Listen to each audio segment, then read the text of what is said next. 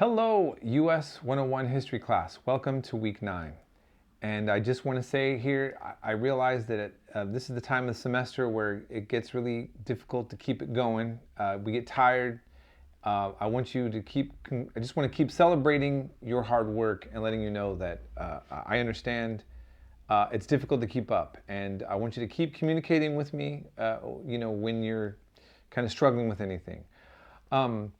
Ultimately, I just also want to point out, right now, think about this world that we're seeing, these wars that are raging, and a lot of different opinions that many are having about what's going on, and maybe your own, and it's feeling very overwhelming. And we're seeing ourselves in the now, and a lot of people are drawing lines in the sand. And you're reading about times in U.S. history where we were doing this back then also, right? Keep in mind when we talk about the American Revolution, that there were many people living here on this continent that thought that we should stay loyal to the British. That's why they called themselves loyalists, right? And there was going to be family members and friends that are going to be very divided on something like this. And there were many other conflicts. Of course, when we get to the U.S. Civil War, that's the most intense example and the most deadly example of this division. Ultimately, what I'm hoping, though, that you see is that while we're covering this history, I have been allowing you to have discussions or to write papers, to work with your own interpretation on some of the events that take place, on whether you agree or disagree with Howard Zinn's take on certain things in the events that we cover. We are learning about certain characters like Andrew Jackson, who have a wide range of interpretations by people. Some say he's really terrible, and some say he's great. Some say he's both. Some say he can't be both. It's all over the place, right?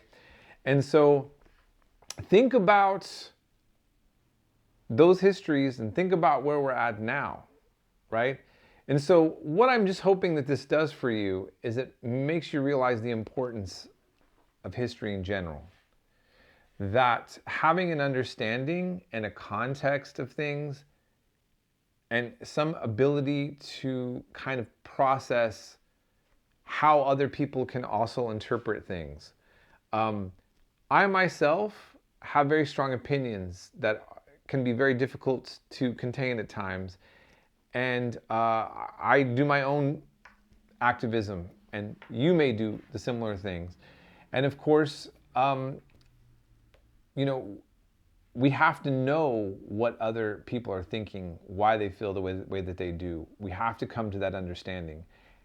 And ideally, people that are on the same page that want to resolve things are going to be able to do so.